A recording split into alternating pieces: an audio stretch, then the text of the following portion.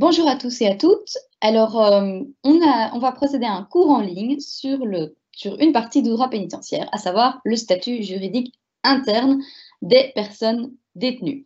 Alors, ce cours est donné le 20 novembre 2020. C'est une matière qui évolue constamment. Donc, attention que si vous le regardez plus tard, peut-être que des choses ont déjà changé. Alors, cette présentation, on va commencer par voir les sources légales en la matière, puis les acteurs et leurs compétences, et puis on va entrer dans le cœur du sujet en analysant les différentes parties de la loi de principe, la loi qui concerne le statut juridique interne des personnes détenues.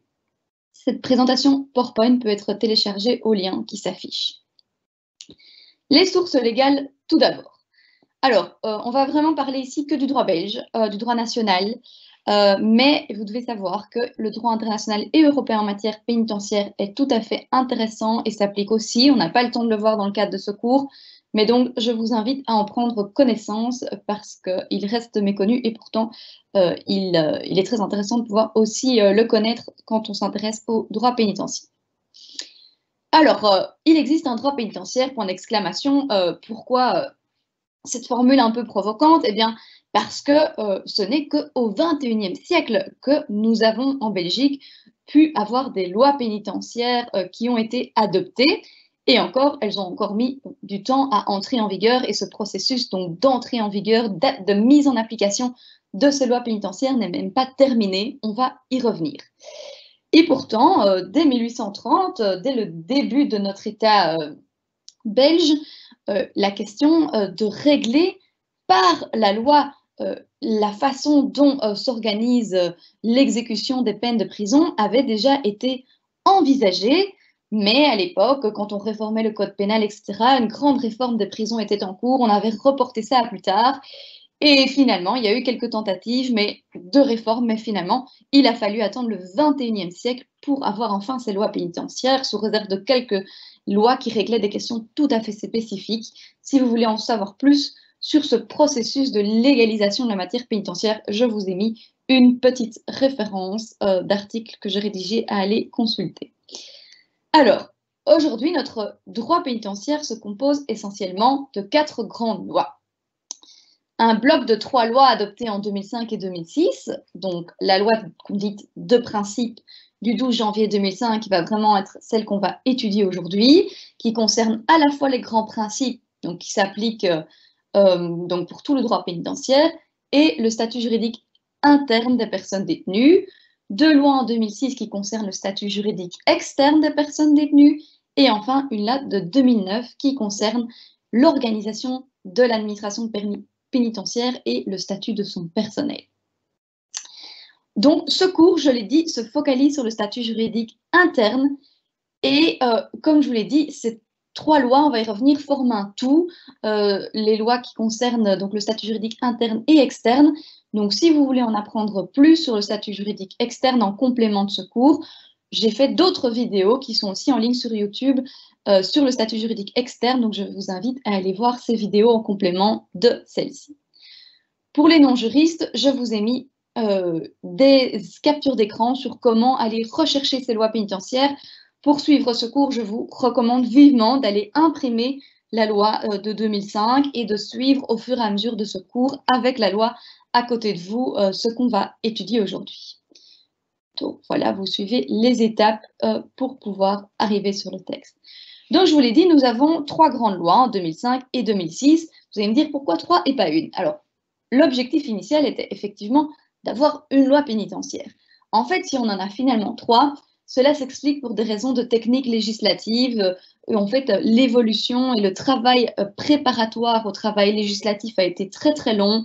Des commissions d'experts ont été mises en place pour préparer ce travail législatif, les commissions qu'on a appelées les commissions Dupont et puis Holsters. Et donc, le travail, à un moment, a été splitté.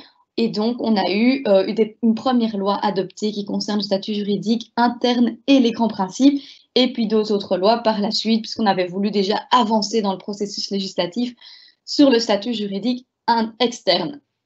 Alors, ça fait déjà plusieurs fois que je vous parle de statut interne-externe. À quoi ça renvoie? Le statut interne, ça renvoie à tout ce qui concerne l'intérieur de la prison. Donc, quels sont les droits et obligations des personnes détenues à l'intérieur de la prison? Est-ce que je peux porter mes vêtements? Est-ce que je peux pratiquer ma religion? Est-ce que je peux être soumis à des sanctions si je ne respecte pas, par exemple, les règles du règlement d'ordre intérieur de la prison, etc. Tout ce qui concerne le statut juridique externe, ça, c'est ce qui concerne les aménagements de la peine de prison qui permettent donc aux personnes détenues, dans certaines circonstances, de sortir pour purger une partie de leur peine hors de la prison. C'est ce qu'on appelle les modalités d'exécution de la peine. Et donc ça, c'est le statut juridique externe. Ces lois, je vous l'ai dit, sont liées. Les grands principes énoncés dans la loi de 2005 s'appliquent bien entendu au statut juridique externe. Et nous verrons que nous allons parler dans ce cours d'un plan de détention individuel, dont le plan de réinsertion sociale qui est envisagé dans la loi sur le statut juridique externe est la continuation. On y reviendra plus tard. Et donc, ces deux lois, elles ne sont pas encore complètement entrées en vigueur. Pourquoi? Parce que ces deux lois prévoient que leurs différents articles, leurs différentes dispositions s'appliquent à une date qui est fixée par arrêté royal, donc fixée donc, par le gouvernement. Et des arrêtés ont été pris pour faire entrer certains pans et certains articles de ces deux lois, mais il reste encore des articles pour lesquels il n'y a pas d'arrêté et donc qui ne s'appliquent toujours pas à l'heure actuelle. Eh bien, quand ces articles ne s'appliquent pas, qu'est-ce qui s'applique sur les thèmes non réglés par la loi? Eh bien, il faut aller chercher dans les sources administratives.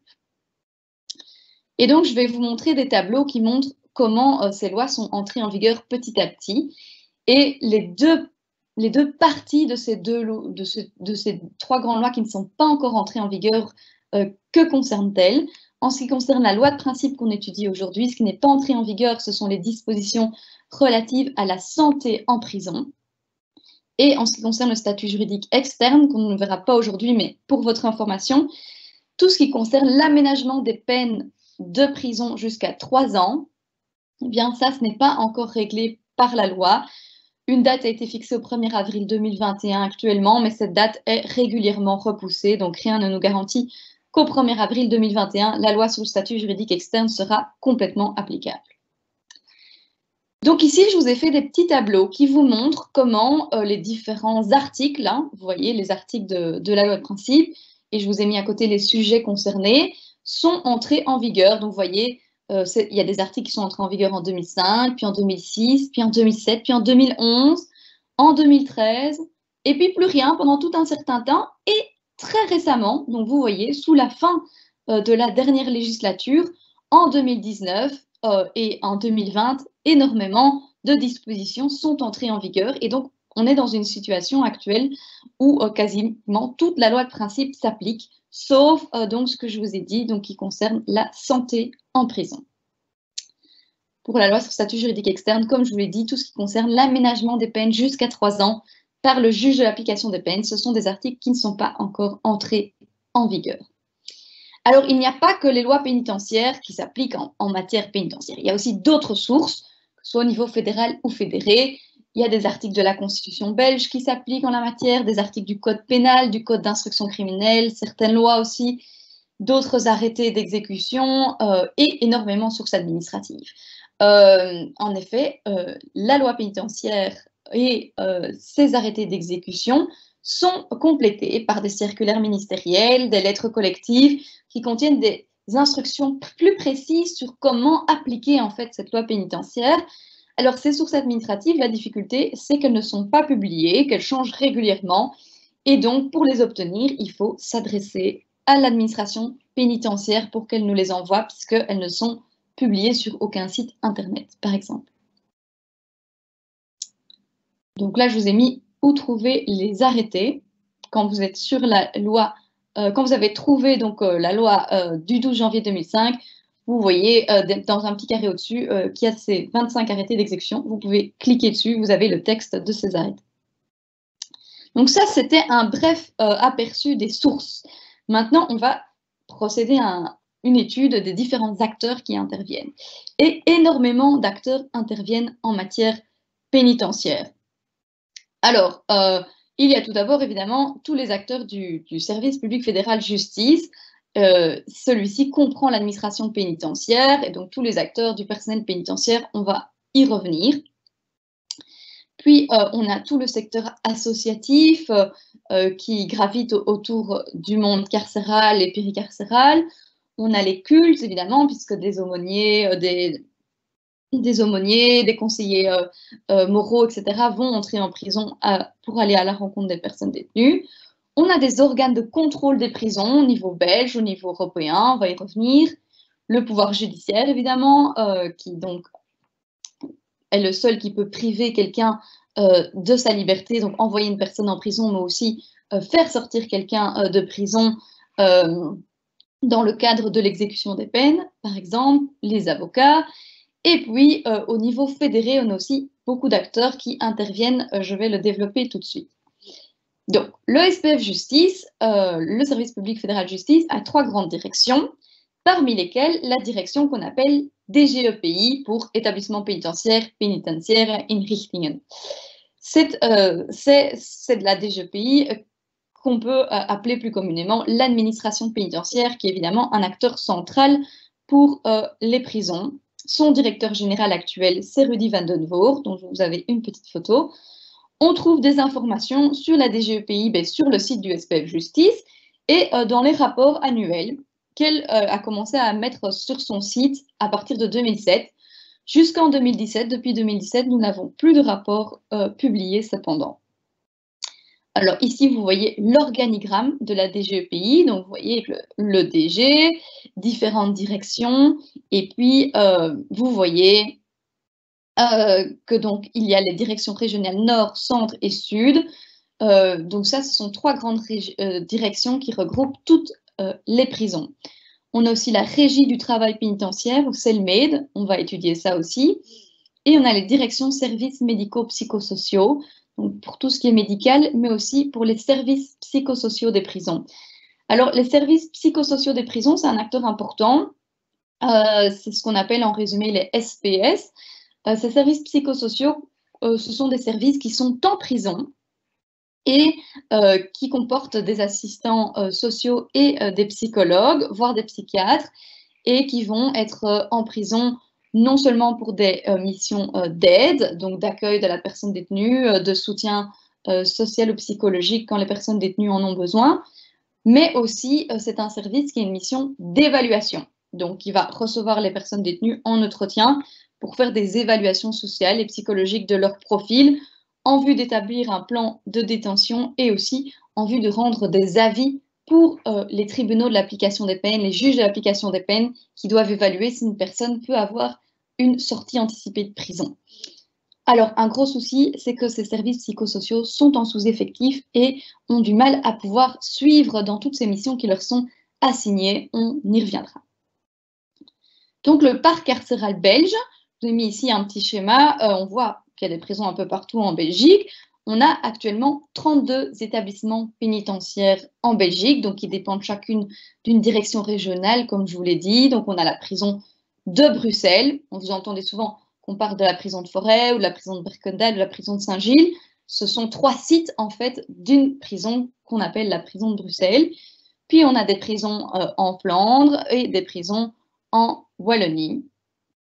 Alors, dans cette liste, et ne sont donc pas des prisons, les centres de psychiatrie légale de Gand et d'Anvers et l'établissement de défense sociale de Pèves, ce sont des établissements qui accueillent des personnes internées et donc pas des personnes détenues ou condamnées, mais ces établissements sont aussi gérés par le SPF Justice.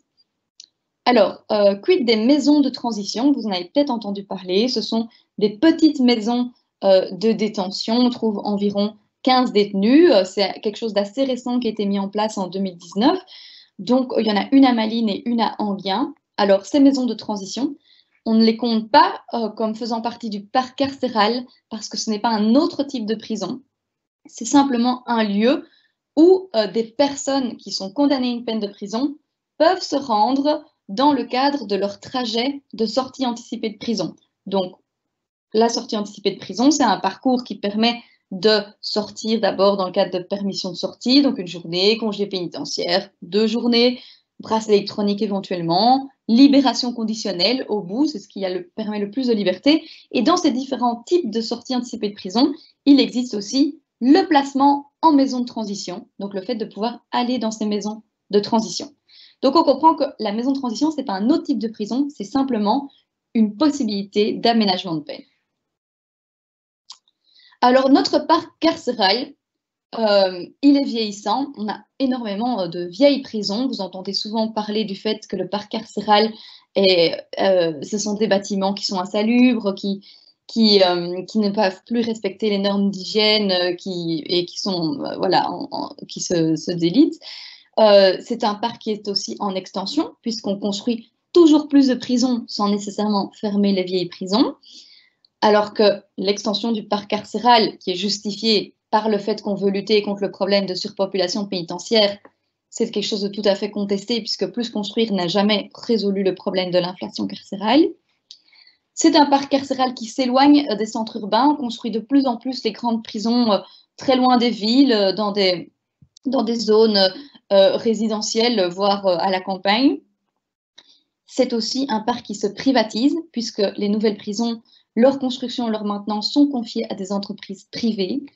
Et alors, si on construit aussi des grandes nouvelles prisons, c'est pour dire qu'on va permettre des prisons qui sont plus adaptées à la vision de la détention actuelle et qui vont permettre des conditions de détention plus favorables, un confort plus grand pour les personnes détenues. Or, c'est quelque chose qui est contesté puisque les prisons modernes sont souvent vues comme plus froides, moins humaines que les anciennes prisons et les détenus ne s'y sentent pas nécessairement mieux traités. C'est ce que des chercheurs ont appelé le paradoxe de la modernisation carcérale. Alors, sur ce sujet du parc carcéral, je vous conseille d'aller regarder un webinaire d'1 heure qui est consacré, qui est accessible également sur YouTube. Je vous ai mis la référence. Donc ici, vous voyez les 3 sites de la prison de Bruxelles. Donc, vous voyez le plus grand Saint-Gilles, puis juste en dessous, Forêt, et puis un peu plus loin, Berkendal. Et donc, vous voyez ce modèle d'architecture sous forme du panoptique. Hein. Donc, vous voyez un centre de contrôle au milieu, puis les ailes dans lesquelles sont détenues les personnes, et puis tout au bout, les préaux, donc les cours en béton où les personnes peuvent sortir, s'aérer. Et vous voyez donc sur l'autre photo, donc une aile, comment ça se présente. Vous voyez qu'il y a plusieurs étages, on appelle ça différentes sections sur lesquelles se répartissent toutes les cellules. Alors, le gouvernement belge souhaite remplacer cette prison de Bruxelles par la prison de Harren, qui sera la plus grande prison belge lorsqu'elle sera construite, puisqu'elle pourra accueillir jusqu'à 1200 détenus. Donc, je vous mets des photos de la construction qui est en cours et qui avance bien. Et l'idée, c'est de créer ce que le gouvernement appelle un village pénitentiaire, donc une espèce de prison-ville plutôt qu'une prison en ville. Ce projet est très contesté. Il y a une opposition massive du secteur associatif et même du judiciaire. Bref, de nombreux acteurs s'opposent à ce projet. De nouveau, pour une analyse plus précise des raisons, etc., je vous renvoie au webinaire dont je viens de vous donner la référence. Alors, je vous l'ai dit aussi, à côté du SPF Justice, au niveau fédéral, il y a également des acteurs qui interviennent au niveau fédéré. Pourquoi? Eh bien, parce qu'en 1980, la compétence de l'aide sociale aux détenus et aux justiciables a été transférée aux communautés. Et donc, tous les services qui proposent de l'aide aux personnes détenues ou ex-détenues, notamment une aide à la réinsertion, chercher un emploi, pouvoir suivre des formations en prison, avoir un soutien psychologique ou social en prison, mais aussi à la sortie, tout ça, c'est ce qu'on appelle l'aide volontaire et c'est fourni par des services des communautés, ce qu'on appelle les services partenaires, mais aussi par d'autres services qui sont financés dans le cadre d'autres compétences au niveau communautaire, mais aussi au niveau régional, communal. Et tous ces services ensemble, c'est ce qu'on va appeler les services externes.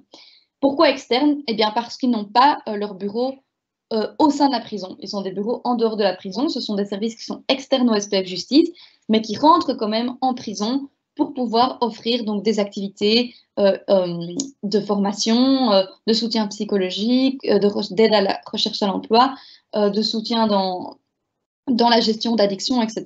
Et donc, ces services externes rentrent en prison. Depuis la 6e réforme de l'État, on a aussi eu un transfert du fédéral vers les communautés de la compétence des maisons de justice. Alors, les maisons de justice, ce sont des lieux qui regroupent des assistants sociaux qui vont suivre en fait les personnes condamnées lorsqu'elles auront une libération anticipée de prison accordée par le juge ou le tribunal de l'application des peines. Ces maisons de justice, ces assistants de justice ont aussi une mission d'évaluation. Donc, avant même que la personne ne sorte dans le cadre d'une sortie anticipée de prison, elles peuvent aller faire des enquêtes sociales au sein de leur famille où elles comptent se réinsérer, etc. Et donc, on voit là que les maisons de justice interviennent également dans le droit pénitentiaire.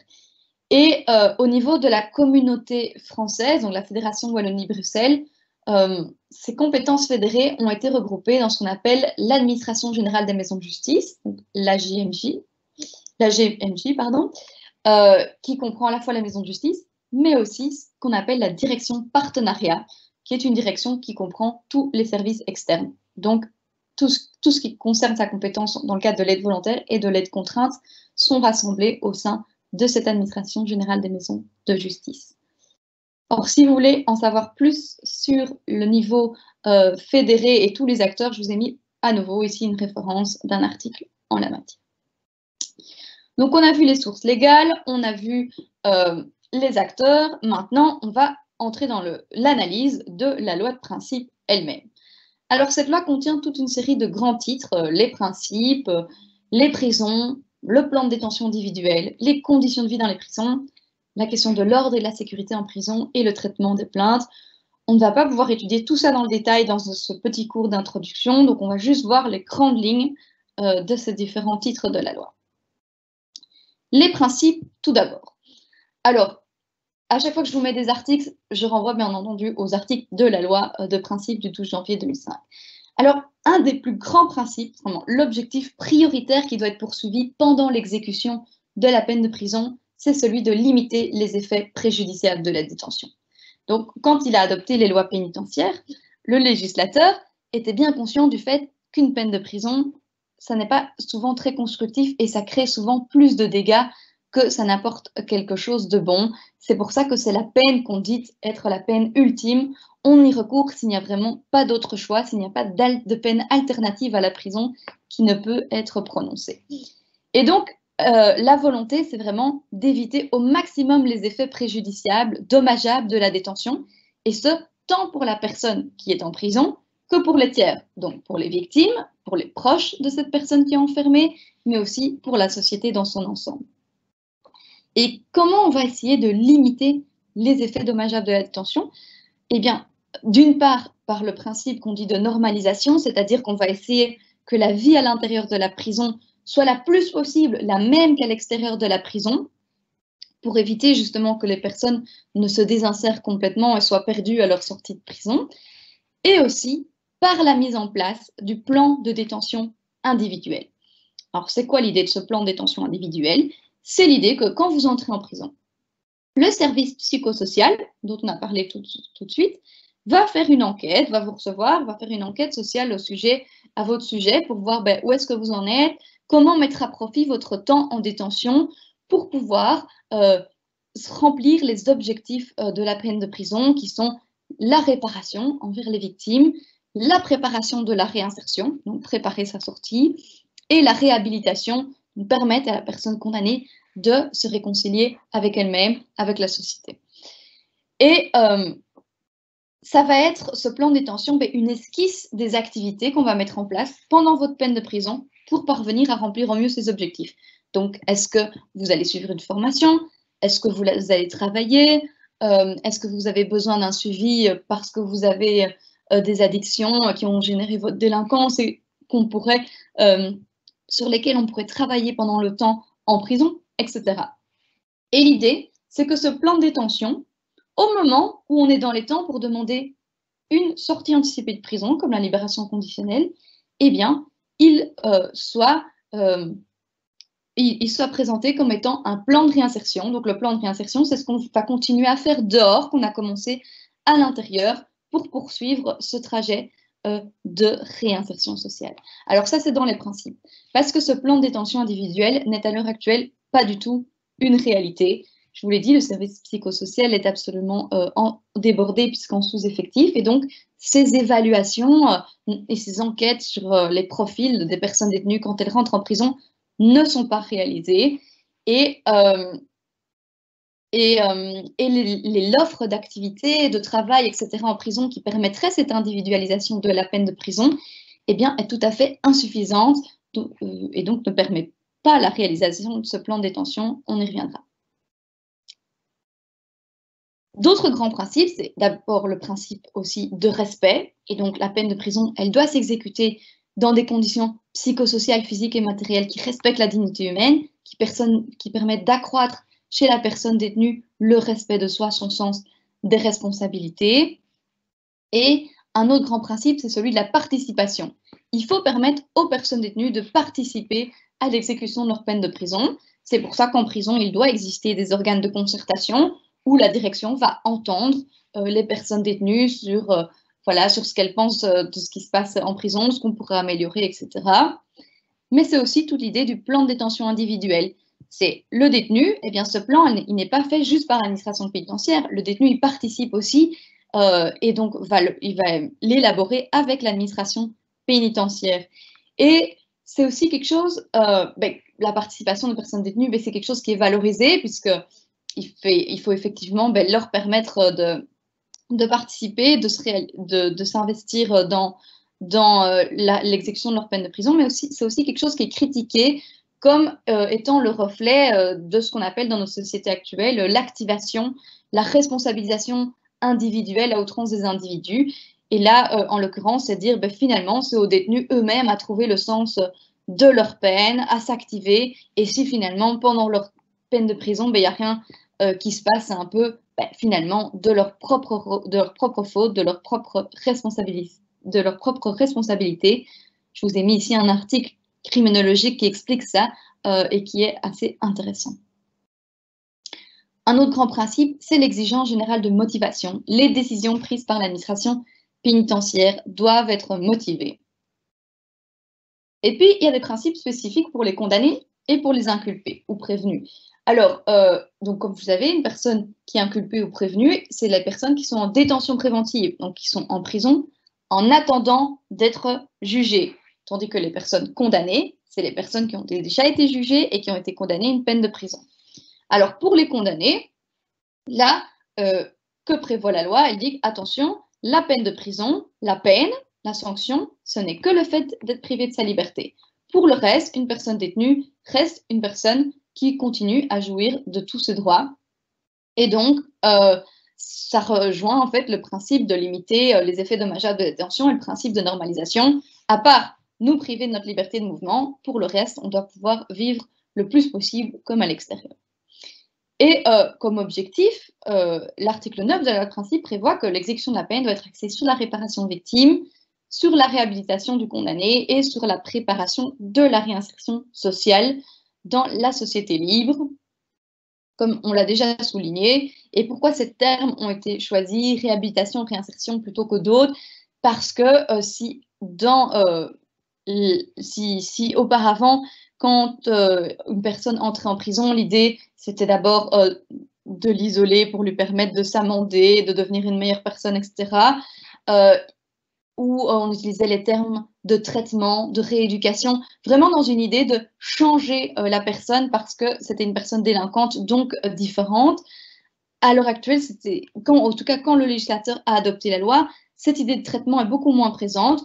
On a ici un individu qui entre en prison et qui reste un citoyen comme un autre. Et donc l'idée de l'exécution de la peine de prison, c'est de préparer sa réinsertion, donc préparer son retour à la société libre et de mettre, par le plan de détention, son temps en prison à profit pour lui permettre de préparer sa réinsertion. L'idée de réhabilitation, là, on l'a déjà dit, c'est aussi une idée de permettre à la personne détenue en prison de mettre le temps à profit pour se réconcilier avec elle-même et aussi avec les victimes et la société. Pour les inculpés, ben, ils sont présumés innocents, bien entendu, et donc il est bien souligné que la privation de leur liberté ne peut présenter aucun caractère punitif, qu'en principe, ils sont détenus à l'écart des personnes condamnées et qu'il faut leur donner des facilités pour faire valoir leurs droits de la défense. Alors, ce n'est pas réglé dans la loi de principe, mais je vous ai mis quand même une dia au sujet du service minimum garanti. C'est-à-dire, parce que c'est un sujet voilà, qu'on aborde souvent, puisque vous entendez très régulièrement parler des grèves des agents pénitentiaires dans les prisons. Alors, pendant très très longtemps, il n'y a pas eu de service minimum garanti en cas de grève du personnel pénitentiaire dans les prisons belges. Et donc, c'était soit le directeur, alors les directeurs de prison, avec les quelques agents non grévistes, la Croix-Rouge, la police et même parfois l'armée qui devaient s'organiser pour, à tout le moins, permettre aux détenus de leur apporter leur repas, une fois téléphoner à leur famille, de pouvoir prendre une douche de temps en temps, etc. Et le CPT, Comité pour la prévention de torture et traitement inhumain dégradant, donc c'est un organe européen qui visite les différentes prisons dans les différents États du Conseil de l'Europe. Et le CPT a régulièrement dénoncé la Belgique en nous disant « Vous êtes le seul État avec l'Albanie à ne pas avoir de service minimum garanti. Vous devez organiser ce service minimum garanti. » Et ce n'est finalement que très récemment, comme vous le voyez, par l'adoption d'une loi le 23 mars 2019, que ce service minimum garanti a été prévu dans un texte légal. Et donc là, je vous ai mis que contient ce service minimum garanti. C'est à l'article 17 de cette loi.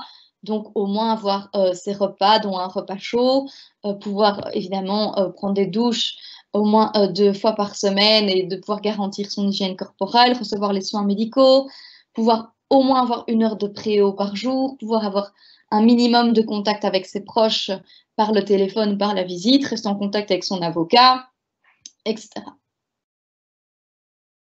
Alors, maintenant, on passe à la question de la classification. C'est une notion que vous devez bien comprendre. Alors, la notion de classification, c'est quoi? Ça veut dire que ça concerne 2 choses. C'est d'une part la façon dont on va décider quel détenu va dans quelle prison, et au sein même des prisons, il y a différents régimes qui existent. Il y a les régimes fermés, les régimes semi-ouverts ou ouverts. Donc, un régime fermé, ça veut dire que les détenus restent la grande majorité du temps dans leurs cellules, enfermés, sauf quand ils vont travailler ou qu'ils vont au préau ou prendre leur douche ou qu'ils ont une activité comme le travail ou une activité de formation. Tandis que dans un régime semi-ouvert ou ouvert, eh bien, les détenus participent aussi à leurs activités, mais en dehors du temps où ils participent aux activités, eh bien, leurs potes de la cellule, soit pendant une grande partie de la journée, soit une petite partie de la journée, sont ouvertes et ils peuvent manger ensemble, faire des activités ensemble, passer du temps dans un espace commun. Alors, il y a des prisons qui sont dites ouvertes, des prisons qui sont dites fermées. Très peu de prisons ouvertes en Belgique, hein, la plupart des établissements sont fermés. Mais au sein de différentes prisons, il y a aussi différents régimes. Il y a plusieurs prisons belges qui ont une section fermée, une section ouverte. Mais donc voilà. Et le principe de classification, c'est dire qu'il faudrait pouvoir avoir des critères pour classer, en fait. C'est ça l'idée de classification. Classer les individus pour dire, tiens, telle personne devrait, sur la base de tels critères, devrait aller dans tel type de prison pour entrer dans tel type de régime de détention. Sauf qu'en Belgique, on n'a pas de classification officielle des établissements. Et la loi de principe, où est-ce qu'on peut trouver les articles qui concernent ce sujet? Eh bien, la question de la répartition des détenus entre les prisons, ça se trouve aux articles 14 et 15. Et la question des régimes, ça se trouve aux articles 48 à 52. Donc, c'est séparé dans le texte légal. Il existe des critères donc, de classification pour les établissements, mais il n'y en a que 3. À savoir, on distingue les personnes en détention préventive ou non, donc inculpés, prévenus, des condamnés. On sépare les hommes et les femmes et on prévoit aussi des établissements spécifiques pour les personnes qui sont enfermées avec leurs enfants de moins de 3 ans. Ça, je ne vais pas entrer dans le détail. Donc, séparation personnes en détention préventive condamnées. On a 21 prisons sur 32 qui peuvent accueillir des personnes en détention préventive, mais possibilité d'y déroger dans des cas exceptionnels, nous dit déjà l'arrêté royal qui liste ces prisons qui accueillent les personnes en détention préventive. C'est ce qu'on appelle, ces prisons-là, c'est ce qu'on appelle des maisons d'arrêt. Maisons d'arrêt, c'est celles qui accueillent donc des personnes en détention préventive, en comparaison aux maisons de peine, qui sont donc les prisons qui accueillent les personnes condamnées. Alors, très souvent, les maisons de peine, pour des condamnés, ne sont pas surpeuplées et sont situées assez loin des centres-villes, tandis que les maisons d'arrêt sont très régulièrement surpeuplées et sont proches des centres urbains pour être proches des palais de justice, puisque les personnes se rendent encore alors régulièrement au palais de justice pour leur procès. En pratique, il y a souvent, même s'ils devraient être séparés, des personnes en détention préventive qui sont dans les maisons d'arrêt à côté de personnes déjà condamnées en attente de transfert.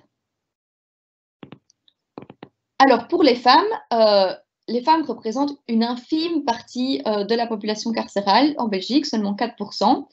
Elles ne peuvent être enfermées que dans 9 prisons sur 32. Donc, ça signifie aussi qu'elles sont généralement détenues plus loin de leur lieu de vie et de leurs proches, parce qu'il y a moins de lieux où on peut les enfermer. Il n'y a pas de prison ouverte qui accueille des femmes, mais il n'y a pas non plus de maison de transition pour femmes. Donc on voit qu'ici, il y a clairement une discrimination à l'égard de femmes en raison de leur petit nombre. Et 3 prisons accueillent donc les personnes, quasiment toujours des femmes. Je n'ai pas d'exemple d'hommes à l'esprit. Pour être enfermées avec leur enfant de moins de 3 ans, donc Bruges, Bruxelles et Lanta. Alors, un autre critère qui permet aussi de distinguer là où on enferme les personnes, c'est la question des troubles mentaux. Les détenus avec des troubles mentaux peuvent être mis dans des annexes psychiatriques des prisons. Certaines prisons ont une annexe psychiatrique, elles sont listées là. Et alors, les internés uniquement, donc pas les condamnés ou les personnes en détention préventive, donc les personnes qui ont été internées par les cours et tribunaux, elles peuvent être placées à l'établissement de défense sociale de Pèves, du côté francophone, et du côté néerlandophone, soit dans les centres de psychiatrie légaux, on en a déjà parlé à Gand et Anvers, soit dans des sections de défense sociale des prisons. Donc ce sont des sections au sein des prisons. Il y en a une à Merksplas, une à Turnhout, une à Bruges et une à Anvers. Alors, l'Institut national de criminalistique et de criminologie s'est penché sur la question de la classification et a dénoncé justement qu'il n'y avait pas de classification officielle en Belgique et que par ailleurs, si on voulait vraiment essayer de classer la population détenue, en Belgique, c'est compliqué en raison de la surpopulation carcérale qui fait que finalement, on n'envoie pas tellement les personnes là où elles comptent se réinsérer, là où sont leurs proches, mais on envoie surtout là où il y a de la place. Et du coup, ça complique évidemment la réinsertion des personnes détenues si elles ne peuvent pas faire leur démarche proche, si elles ne sont pas visitées par leurs proches, etc. Ça accroît leur désinsertion et du coup, ça retarde aussi leur projet de sortie anticipée. Donc, ça augmente la surpopulation et donc, on est là clairement dans un cercle vicieux. Et donc, l'INCC s'est aussi penché sur la question des transferts de prison. Donc, ça arrive régulièrement que des personnes soient transférées d'une prison à une autre. Alors, normalement, dans l'idée, les transfèrements devraient se faire pour permettre de passer d'un régime à l'autre. Donc, par exemple, si on a commencé dans un régime fermé, si ça se passe bien, aller vers une prison ouverte, ou justement, aller y être transféré dans des prisons qui favorisent notre réinsertion pour nous rapprocher de nos proches ou du lieu où on compte se réinsérer. Mais en fait, ce que l'INCC a constaté, c'est que cette politique de transfèrement vise surtout à répondre à des problèmes de surpopulation, donc on envoie là où il y a de la place, mais aussi à permettre à l'administration pénitentiaire d'exercer sa politique de gestion de l'ordre et de la discipline au sein des prisons. Et donc, on envoie dans une autre prison les personnes détenues qui n'arrivent plus à être en bonne relation avec le personnel pénitentiaire, et le personnel pénitentiaire peut alors faire pression pour que cette personne soit envoyée ailleurs. Et donc, l'INCC a montré que les transfèrements sont finalement plus régulateurs de la surpopulation et des tensions que finalement utilisés dans des objectifs pénologiques de favoriser le fameux plan de détention individuelle. Alors, à son entrée en prison, le détenu doit être informé de ses droits et devoirs, des règles qui sont applicables dans la prison, du rôle des différents acteurs, etc., etc. En pratique, quand il arrive au greffe, il est enregistré, on prend cette photo, ses empreintes, il reçoit son numéro d'écrou qu'il va utiliser dans toutes les démarches qu'il va faire au sein de la prison. Il va passer à la section qu'on appelle la section bain, où il va être fouillé, il va recevoir un kit d'accueil avec une tenue pénale, un kit d'hygiène de base, il va pouvoir passer un coup de fil gratuitement, et dans certaines prisons, il reçoit une farde de documents avec le règlement d'ordre intérieur, la fiche cantine, les horaires de visite, etc. On va y revenir. La question de l'accès à la prison, alors qui a accès à la prison, comment, etc., tout ça, la loi et les arrêtés royaux vont le déterminer. Alors, pour entrer en prison, il faut bien sûr justifier, amener sa carte d'identité, il faut passer par un portique détecteur de métaux. La plupart des visiteurs ne peuvent pas rentrer avec des GSM ou du matériel électronique. Et la plupart des personnes qui viennent en prison, en fait, ne peuvent aller que jusqu'au début du bâtiment, à savoir les parloirs pour les visites, que ce soit les avocats qui vont au parloir avocat, que ce soit les familles qui vont à la visite à table. Seulement peu de personnes peuvent aller plus loin, peuvent aller dans ce qu'on appelle le cellulaire, donc là où les personnes détenues ont leurs cellules et circulent à l'intérieur de la prison, à savoir les organes de contrôle des prisons, les parlementaires, certains membres du pouvoir judiciaire, etc. Alors, les conditions de vie dans les prisons, ça c'est le gros titre qui contient le plus d'articles dans la loi de principe. On ne va pas détailler tous les chapitres de ces conditions de vie. On va en voir seulement quelques-uns, donc je vous renvoie à la lecture de la loi pour le reste. Alors tout d'abord, la question des conditions matérielles de détention. Voilà, il y a un arrêté royal du 3 février 2019 qui fixe un certain nombre de règles à respecter en matière de santé, de sécurité, d'hygiène, d'espace aussi. On voit par exemple que c'est réglé de manière très précise. Pour un détenu, c'est 10 mètres carrés, deux détenus, c'est 12 mètres carrés au sol, avec au minimum une fenêtre, avec au minimum une toilette et un lavabo. Et s'ils sont à plusieurs dans la même cellule, il faut que cette toilette, ce lavabo, éventuellement la douche, soient cloisonnés. Alors c'est encore loin, loin, loin d'être une réalité dans la plupart des prisons, certainement les anciennes prisons. Là, je vous ai mis des photos, par exemple, de la prison de Forêt, du temps où il y avait encore des trios dans les cellules. Maintenant, ce n'est plus le cas, mais il y a d'autres prisons où c'est encore le cas, hein. Donc, vous voyez que tout est dans la même pièce, hein. Vous voyez le lavabo, vous voyez derrière le petit paravent en bois sur la deuxième photo que la toilette est dissimulée comme ça, mais encore, toutes les cellules n'ont pas ce petit paravent en bois. Et donc, vous voyez, c'est très sommaire, donc un lit superposé avec une table, une chaise et une armoire. Et du coup, cet arrêté prévoit que les prisons ont 20 ans pour s'adapter à ces règles minimales, donc jusqu'en 2039.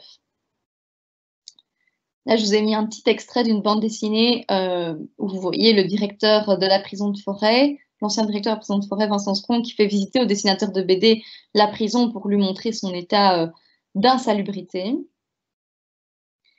Et donc, évidemment, la question des nouvelles prisons est souvent ramenée comme permettant de solutionner ces problèmes de vétusté, de manque d'hygiène. Et donc, parmi les prisons les plus récemment construites, il y a Lausanne-Hainaut, Marchand-Famenne et Beveren, hein, donc en 2013 et 2014. Ici, vous voyez une vue aérienne de la prison de Lausanne-Hainaut ainsi que son intérieur. Vous voyez, c'est évidemment plus neuf parce que plus récent. Mais c'est aussi dénoncé dans ces nouvelles prisons qu'il y a moins de contact humain, que c'est plus froid.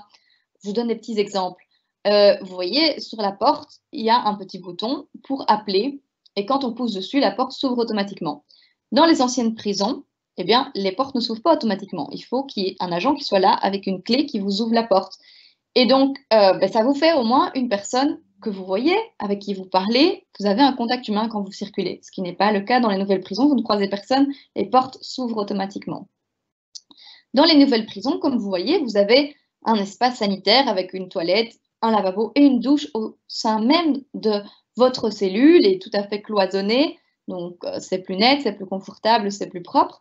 Mais dans les anciennes prisons, eh bien, quand on doit prendre une douche, eh bien, vous devez sortir de votre cellule, donc ça vous permet de sortir de la cellule, ça vous permet aussi de rencontrer des agents, d'autres détenus, donc d'échanger, de parler. Plus de raison dans les nouvelles prisons de vous faire sortir de cellules, et donc c'est encore plus d'isolement, ça signifie encore plus d'isolement, si en tout cas vous êtes dans un régime fermé. Vous voyez aussi les fenêtres sur ces photos. Dans les anciennes prisons, les fenêtres, c'est des barreaux, donc vous voyez dehors, vous voyez les arbres, vous voyez la rue éventuellement. Dans les nouvelles prisons, vous voyez, ce sont des fenêtres qui ne s'ouvrent pas. Vous avez un clapet à côté pour faire circuler l'air, et la vue est brouillée par des barreaux et des grillages, donc vous ne pouvez même pas mettre la main dehors, donc ça renforce encore sa sensation d'isolement et d'étouffement. Dans les nouvelles prisons aussi, vous avez ce qu'on appelle prison cloud, donc un ordinateur en cellule qui vous permet notamment de téléphoner ou de faire des rapports, par exemple remplir votre fiche cantine, on y reviendra, ou contacter la commission de surveillance, on y reviendra. Mais pour tout ça, dans les anciennes prisons, il faut faire des petits mots, donc il faut donner à l'agent ou qu'il faut aller mettre dans des boîtes aux lettres, et de nouveau, ça fait des occasions de sortir et de rencontrer des personnes qu'on a perdues dans les nouvelles prisons. Alors la question de l'alimentation, il faut une alimentation correcte, comme nous le dit la loi, mais en pratique, c'est quelque chose qui est régulièrement dénoncé. Le budget est minimal, la nourriture n'est pas suffisamment variée, pas assez de légumes, pas assez de fruits. C'est quelque chose qui est régulièrement dénoncé en prison et quasiment impossible si on a un régime spécial pour raison médicale qu'il soit suivi. Alors la cantine, on en a parlé, qu'est-ce que ça signifie? Eh bien, quand vous êtes en prison, et vous pouvez acheter, en fait, vous ne pouvez pas faire rentrer tout ce que vous voulez, vous ne pouvez pas acheter des biens à l'extérieur comme vous voulez, non. Il y a une liste de biens que vous avez le droit d'acheter, vous recevez cette liste, c'est la liste cantine quand vous arrivez en prison, et cette liste, elle est différente d'une prison à l'autre. Et donc ça, évidemment, ça crée des tensions. Pourquoi dans telle prison, on ne peut commander que 30 articles et 100 dans une autre? Et par ailleurs, ce qui crée aussi des tensions, c'est que ces biens qu'on peut acheter à la cantine, donc ce sont des biens alimentaires, mais aussi des biens d'hygiène, shampoing, savon, puisque ce n'est pas fourni, détenus doivent les acheter. Eh bien, ces biens sont environ 10% plus chers qu'à l'extérieur, et ce, en vue de financer la caisse d'entraide, on y reviendra. La Cour des comptes a dénoncé l'absence de rigueur dans la gestion de la comptabilité des prisons, et notamment elle a montré qu'il n'y avait aucune traçabilité dans les stocks de cantine. Donc au niveau comptable, ici, il y a encore des efforts à faire. L'habillement, alors la loi nous dit que les personnes détenues ont le droit de porter leurs propres vêtements. Cependant, dans les prisons belges, on continue à distribuer aux personnes détenues ce qu'on appelle la CPK, un costume pénitentiaire ou pénitentiaire costume en irlandais, donc ce qu'on appelle la tenue pénale, qui est imposée dans toute une série de circonstances. Donc à partir du moment où on sort notamment du cellulaire, et ce pour des raisons de sécurité, pour distinguer en fait les détenus du personnel administratif, du personnel pénitentiaire, des organes de contrôle des prisons, puisqu'il y a quand même beaucoup de gens qui rentrent en prison. Et donc pour les hommes, ce sont des vestes et des pantalons bruns ou gris, avec des polos bleus ou des t-shirts blancs, ça dépend. Pour les femmes, ce sont des tabliers roses ou bleus. Et pour les détenus qui travaillent, il y a parfois des tenues de travail spécifiques.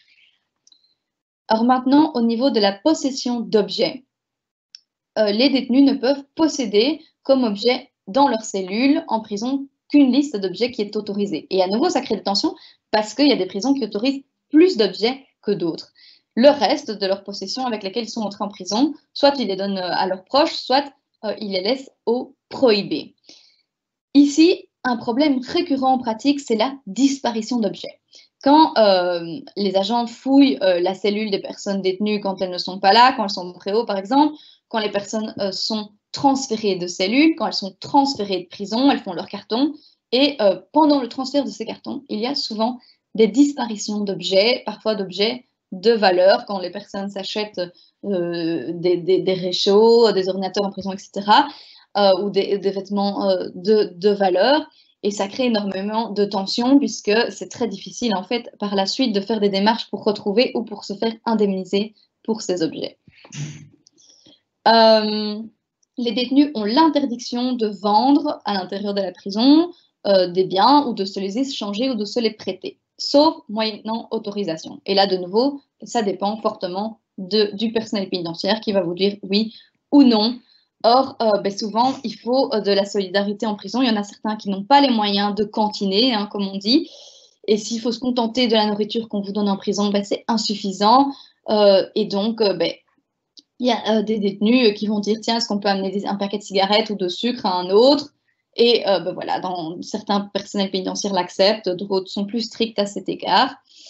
Alors, dans certaines prisons, ben, il y a des détenus ont développé la technique qu'on dit du yo-yo, donc pour se faire passer des choses d'une cellule à l'autre quand ce n'est pas autorisé. Ils ne peuvent pas avoir de l'argent en prison, mais c'est possible d'avoir un compte personnel en prison pour que la famille nous verse de l'argent pour payer notre cantine, pour payer notre téléphone, pour payer notre télé ou notre frigo qu'on a en cellule parce que ça se loue. Dans certaines prisons, c'est gratuit, mais dans la majorité, il faut payer pour ça. Pour aussi payer nos frais de justice, les amendes pénales, pour indemniser les parties civiles. Et donc voilà, être en prison, ça coûte extrêmement cher. D'ailleurs, je vous mets un lien avec un témoignage de 15 minutes d'un ex-détenu et d'une maman de détenu. Ça vaut vraiment la peine d'écouter. On ne se rend souvent pas compte des frais que ça engendre et pour les détenus et pour les familles d'être détenus, et donc l'endettement que ça peut créer au sein de populations qui sont déjà généralement pauvres. Et donc, il existe aussi en prison ce qu'on appelle la caisse d'entraide des détenus.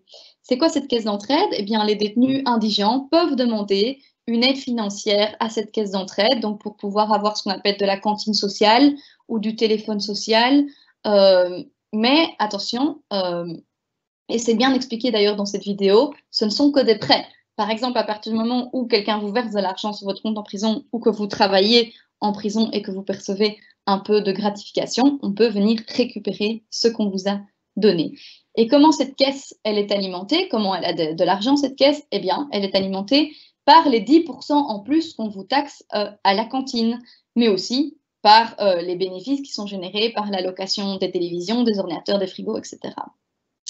Alors, cette caisse d'entraide, elle ne va pas juste aider les détenus indigents, elle va aussi permettre de réaliser certains investissements dans les prisons, comme racheter des nouveaux frigos, racheter des nouveaux ordinateurs, racheter des nouvelles télévisions ou payer l'accès aux chaînes de télévision, parce qu'en fait, tous ces frais ne sont pas pris en charge par le SPF Justice, qui ne donne pas assez de budget aux prisons. Mais donc, on comprend que c'est sur en fait, de l'argent payé par les détenus et leurs familles, qui sont pourtant déjà une population assez précaire, qu'on va finalement payer pour des investissements en prison que le fédéral ne prend pas en charge. Alors, le régime en prison, je vous l'ai dit, c'est un régime qui ne devrait pas être un régime d'isolement. Donc, par principe, les détenus ne devraient pas être 24 heures ou 23 heures sur 24 en cellule. Le régime devrait être communautaire, donc c'est-à-dire que les détenus devraient passer du temps hors de leur cellule pour faire des activités en commun. Alors, en pratique, l'offre d'activités étant tellement pauvre que dans les prisons au régime fermé, les personnes passent énormément de temps dans leurs cellules. On y reviendra. Et alors, oui, je vous l'ai dit, la plupart des détenus sont en régime fermé, donc ils ne sortent que pendant des activités plutôt qu'en régime ouvert, où ils ont des temps qui peuvent passer hors de leur cellule, et aussi dans les prisons qui ont plusieurs régimes, donc régime fermé et régime ouvert. Le principe qui est mis en place, c'est celui de la progressivité. Donc, on vous met d'abord dans un régime fermé. Si vous vous comportez bien, on vous met dans le régime ouvert. C'est très rare qu'une prison suive le principe régressif. Donc, à l'inverse, on part du principe qu'on vous fait confiance, on vous met dans un régime ouvert, et si vous faites un faux pas, alors on vous envoie dans un régime fermé. Par exemple, à la prison de Forêt, c'est un régime ouvert progressif. Donc, vous voyez, les personnes détenues peuvent passer du temps en commun pendant certaines tranches horaires, mais ils passent d'abord par un régime fermé, et c'est seulement si tout se passe bien qu'alors on les envoie dans ce régime ouvert. À l'inverse, à Marchand-Famenne, eh bien, c'est un régime dégressif, donc on part du principe de confiance, on vous met d'abord dans un régime ouvert, et si ça se passe mal, vous pouvez aller dans un régime fermé. Et c'est ici qu'on fait une pause et qu'on reprend à la seconde vidéo.